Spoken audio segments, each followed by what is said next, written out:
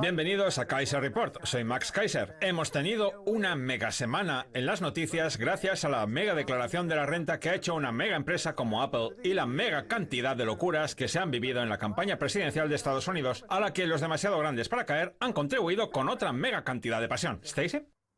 Max, la primera parte del programa de hoy va a ser mega corta, porque en la segunda tenemos en el menú una entrevista mega larga con el fundador de Mega Upload, Kim.com, y su abogado. ¡Qué mega todo!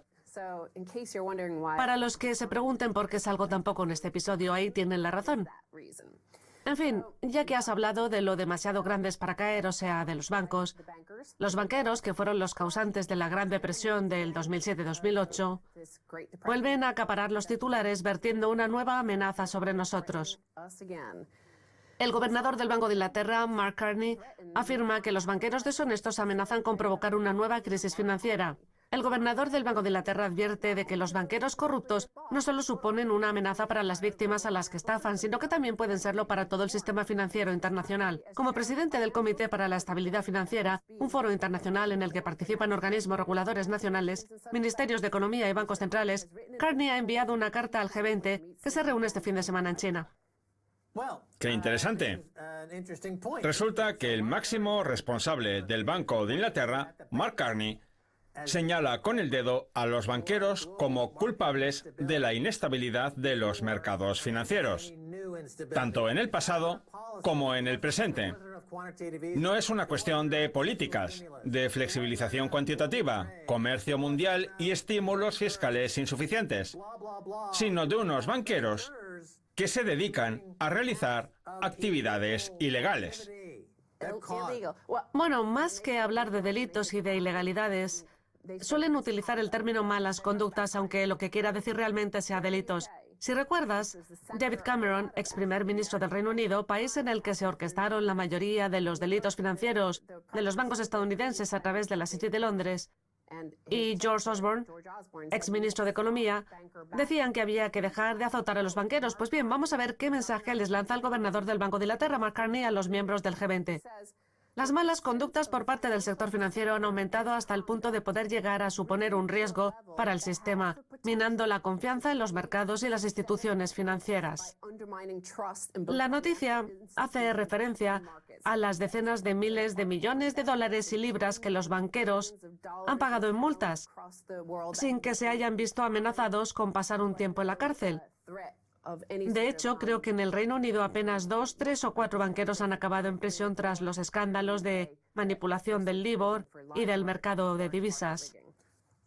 Lo que hay que sacar en claro de todo esto es que los banqueros realizan actividades ilegales y que por eso tenemos los problemas económicos que tenemos. Cuando los ciudadanos se quejan de que no tienen trabajo, de que los salarios no mejoran, de que cada vez hay menos oportunidades o de que el crédito solo está disponible para invertir en la burbuja inmobiliaria, han de saber que la culpa la tienen los banqueros y sus actividades ilegales, tal y como señala el propio gobernador del Banco de Inglaterra, Mark Carney. Lo que pasa es que cuando alguien defiende ese argumento, salen todos los medios británicos diciendo que el problema no son los banqueros, sino las políticas. Hay quienes apuestan por un gobierno laborista, otros prefieren un gobierno conservador. Algunos defienden que el Banco Central ha de ser más laxo, otros proponen que ha de ser más estricto. Pero ninguno habla de la causa real del problema, los banqueros y sus actividades ilegales, que son los que generan las dificultades económicas que tenemos hoy en día. Si los ciudadanos están descontentos con sus vidas, es por culpa de los banqueros y sus actividades ilegales, que es justo lo que viene a decir Mark Carney. Por cierto, hace un par de años Carney decía que con meter a los banqueros en la cárcel no se solucionaba nada, y nosotros, sin embargo, le animábamos a ello. No sea tímido, señor Carney, atrévase. Pues bien, ahora por fin parece darse cuenta de que hay que atajar esas actividades ilegales por parte de los banqueros. Sí, dos cosas. En primer lugar, según un cálculo realizado el año pasado por el Banco de Inglaterra entre el 2011 y el 2015, las malas conductas, a las que en realidad se les debería denominar delitos, redujeron los beneficios brutos de los bancos un 40% de media. Lo que nosotros proponemos es que esos delitos, ese fraude sistémico continuado, no les supongan una disminución de los beneficios brutos del 40%, sino del 100%. Y en segundo lugar, la noticia señala que entre el 2010 y el 2014, el costo de las malas conductas a cargo de las constructoras y bancos británicos ascendió a 33.000 millones de libras en multas y otros castigos, prácticamente la misma cantidad que repartieron entre sus accionistas durante el mismo periodo en concepto de dividendos. Unos dividendos que deberían devolverse y entregarse a las víctimas de sus fraudes. Y de esa forma, los accionistas podrían presionar a las empresas en las que invierten para que se comporten de una manera algo más ética. Si un ladrón roba una tienda y luego le paga a sus accionistas con el dinero que ha robado, eso no quiere decir que no haya habido robo. Pues bien, del mismo modo, si los banqueros pagan dividendos con el dinero que han robado, eso tampoco significa que ese robo no se haya perpetrado. El hecho de cobrar grandes salarios, en la lista de las 100 mayores fortunas del Reino Unido que publica la revista Times hay unos cuantos grandes banqueros, no implica que quienes los cobran no hayan cometido delitos. Deberían incluir varios asteriscos en la lista con la mención delincuente, delincuente, delincuente. Y por si fuera poco, tenemos otro mega problema, como son las desigualdades, que no han dejado de ir a más desde el comienzo de esta gran depresión internacional, provocada por los bancos demasiado grandes para caer. Vamos a ver las conclusiones a las que ha llegado un nuevo estudio.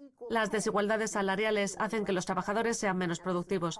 Esa es una de las cosas que han provocado los banqueros deshonestos, de los que avisa McCartney con sus malas conductas.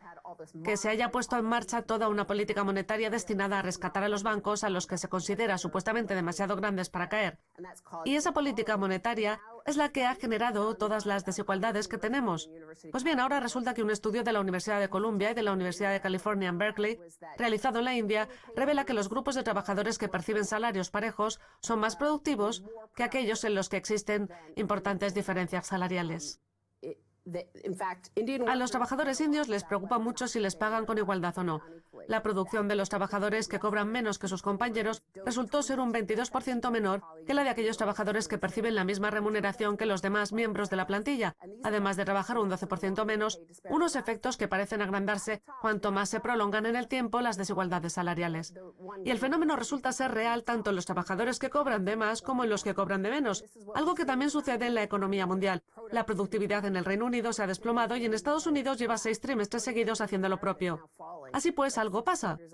El problema es que no saben qué. Están, digamos, mega confusos.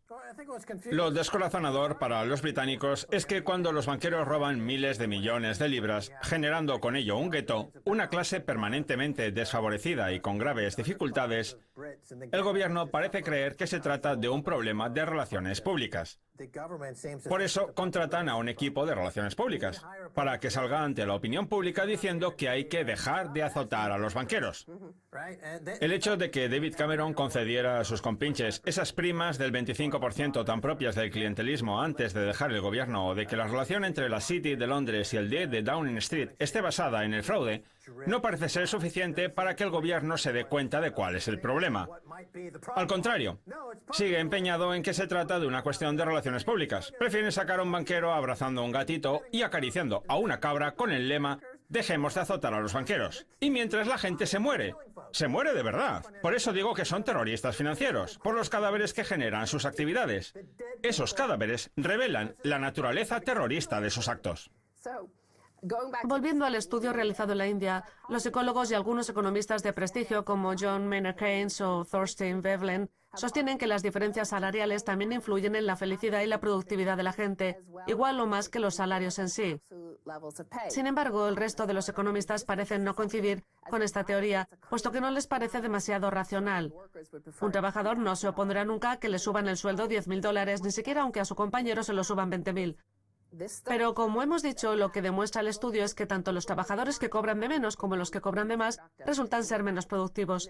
Ya que hablabas antes de la mega locura de las elecciones estadounidenses, Donald Trump acaba de reunirse con el presidente de México, Enrique Peña Nieto, para hablar de la construcción de ese muro que Trump insiste en que pague el país azteca, pero que Peña Nieto se niega a sufragar. Pues bien, vamos a ver qué sucedió en el estudio con los 126 equipos de trabajo analizados. Los investigadores encargaron a los 126 equipos construir una serie de torres con materias primas con una remuneración que iría en función de la altura de dichas torres. Pues bien, los equipos con diferencias salariales construyeron unas torres un 17% más bajas de media. Así pues, cuando nos preguntamos por qué las economías se encogen, la respuesta está en el fraude, que deja todo en un segundo plano, sobre todo cuando no hay ninguna actividad económica como tal. Sí, a la gente no le gusta tener que ganarse la vida gracias al fraude. Sin embargo, el mensaje del gobierno británico es, si quiere triunfar, tiene que cometer fraudes. En eso consisten la mayoría de las economías neoliberales. Sí, esas desigualdades de riqueza e ingresos están por todo el mundo. Hay gente que, al contrario que el personal de la City de Londres, nace sin esa predisposición a cometer actos de terrorismo financiero. Por mucho que se les diga que para triunfar en la vida tienen que operar con derivados, arruinar a países enteros y acabar con la vida de otros ciudadanos, siempre habrá quien diga que no. No todo el mundo es así, Teresa. Bueno, si Donald Trump no consigue que haya mayor igualdad salarial en Estados Unidos, no creo que pueda construir un megamuro como el que pretende. Hablando de muros, tenemos un muro delante de nosotros en forma de pausa. Gracias, Stacy. No se pierdan la segunda parte, tenemos mucho más.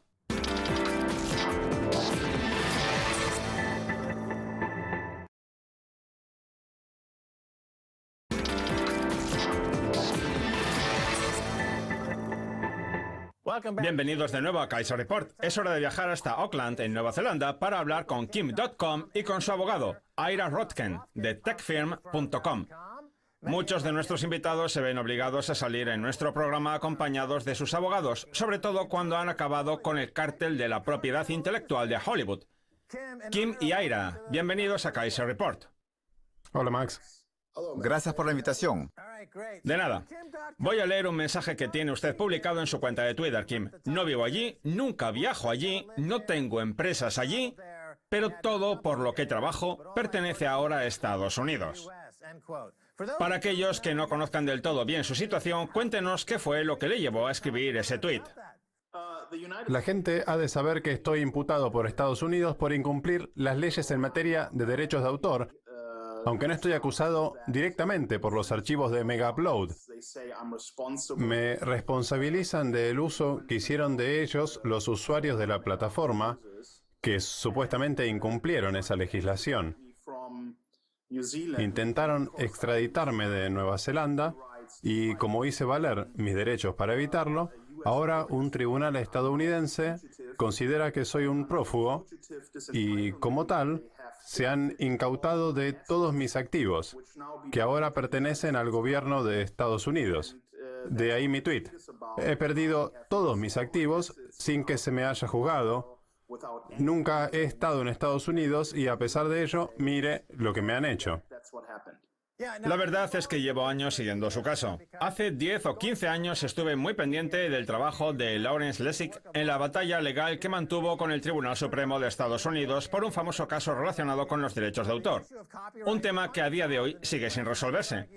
Mucha gente piensa que la interpretación que hacen Hollywood y la Asociación Cinematográfica de Estados Unidos atenta contra la Constitución y yo estoy plenamente de acuerdo.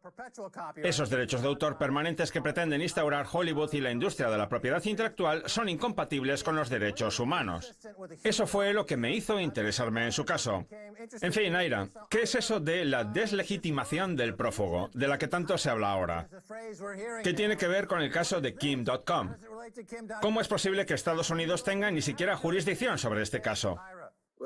La deslegitimación del prófugo es una doctrina draconiana que aprobó el Congreso de Estados Unidos para su uso por parte del Departamento de Justicia y que consiste en incautar todos los activos a aquella persona que se niega a ser extraditada, como ha pasado con Kim, que tiene su residencia legal en Nueva Zelanda y que ahora se ha quedado sin dinero con el que defenderse.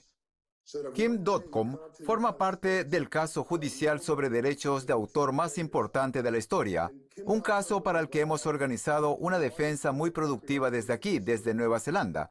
un refugio seguro para los proveedores de Internet que quieran protegerse de cualquier acusación. El problema es que como eso a Estados Unidos no le gusta, se ha sacado de la manga esa doctrina de la deslegitimación del prófugo para arrebatarle todos los activos a Kim, lo que inhabilita su capacidad de defensa. Se trata de algo ofensivo desde el punto de vista jurídico y forma parte del triángulo de destrucción que ha creado Estados Unidos, basado en 3 vértices distintos. Primero, se inventan nuevas leyes, como en este caso. Luego ponen en marcha investigaciones gubernamentales secretas, como en este caso también, cuando cerraron Megaupload sin que Megaupload pudiera defenderse con abogado. Y finalmente, incautan los activos, que también lo han hecho en nuestro caso. Y si me lo permite, Max, hay un disparate más que añadir. Mis activos están domiciliados en Hong Kong, no en Estados Unidos. Pues bien, aunque tenemos órdenes judiciales de Nueva Zelanda y de Hong Kong que me permiten sacar parte de mi dinero para cubrir los gastos legales y defenderme en las distintas causas que tengo pendientes en todo el mundo, el gobierno estadounidense ha amenazado a mis abogados de allí diciéndoles que si aceptan mi dinero estarán cometiendo un delito. Por eso, no puedo pagar a ningún abogado estadounidense para defenderme, en lo que constituye una estrategia inmoral por parte de Estados Unidos para impedir que pueda tener defensa. Ira, si Kim.com perdiera, ¿quién más saldría perjudicado? O mejor dicho, si gana, ¿quién más saldrá beneficiado? ¿Qué nos estamos jugando en todo esto? Pues muchas cosas. La causa que hay contra Kim.com y Megaupload determinará si Estados Unidos puede responsabilizar a una empresa que se dedica a proporcionar almacenamiento en la nube por las actividades ilegales de sus usuarios. Es lo que se conoce como violación secundaria de los derechos de autor. Una situación para la que no existe estatus jurídico en el país. Hemos consultado al profesor de Harvard, Lawrence Lessig, al que mencionaba usted antes, para que nos dé su opinión, y en su dictamen, admitido como prueba en Nueva Zelanda, lo que dice en líneas generales es que se trata de una causa improcedente. El caso es que si perdemos, las páginas web con contenidos generados por los usuarios como Google, Facebook, Dropbox, se verían en serias dificultades, perdiendo dinero a favor de las empresas de Hollywood, que es precisamente lo que ya está empezando a pasar, que el Departamento de Justicia antepone Hollywood al Valle del Silicio. Al final, quienes saldrán perdiendo serán los consumidores, porque Internet será más caro, existirá menos oferta y habrá menos páginas con contenidos generados por los usuarios. Por lo tanto, el peligro, Max, es evidente. Sí, volviendo a... Disculpe, adelante, Kim. Y lo están haciendo por la puerta de atrás. Seguro que recordará esa famosa ley que intentaron aprobar para que los proveedores de Internet se convirtieran en la policía de Hollywood y del cártel de los contenidos. Menos mal que la ley no salió adelante.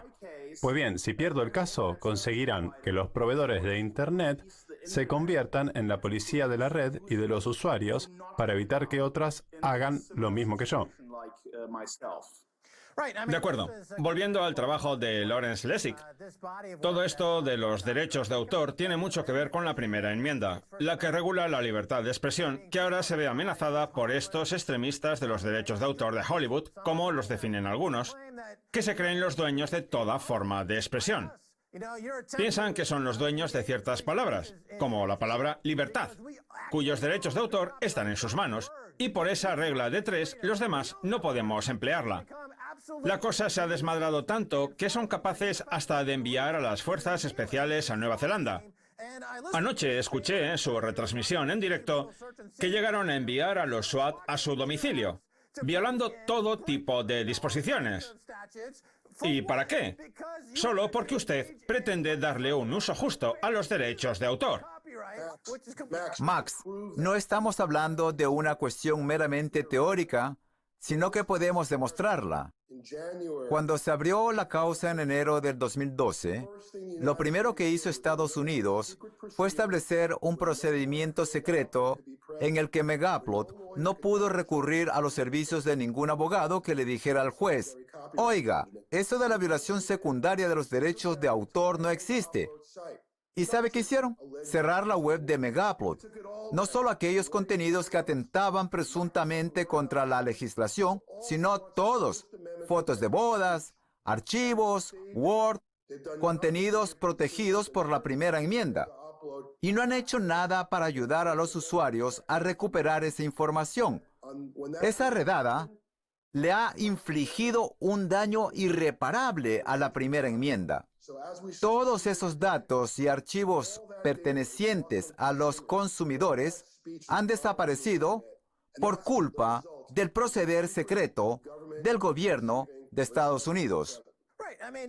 El actual presidente de la Asociación Cinematográfica de Estados Unidos, Chris Dodd, ha participado en toda clase de negocios dudosos. Se lo digo yo, que tuve la oportunidad de conocerlo en el Hollywood Stock Exchange de Los Ángeles.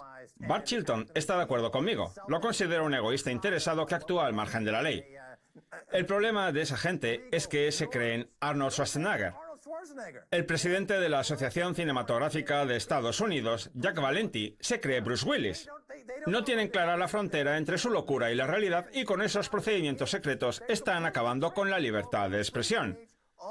En fin, Kim y Ira, tengo entendido que han llegado a un acuerdo con Back to the Future para conseguir financiación para su próximo proyecto. Porque el espíritu emprendedor sigue ahí, con independencia de lo que pueda pensar Chris Dodd. El proyecto se denomina BitCache y Megaupload 2.0. Nos quedan pocos minutos. ¿Pueden contarnos de qué va esto?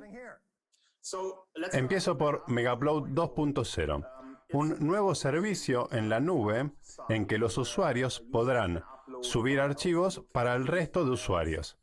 La diferencia esta vez es que la subida estará plenamente encriptada por un tercero, que luego trasladará los archivos a Megaupload 2.0, de forma que nosotros no tendremos manera de saber quiénes son nuestros usuarios ni de acceder al contenido de los archivos.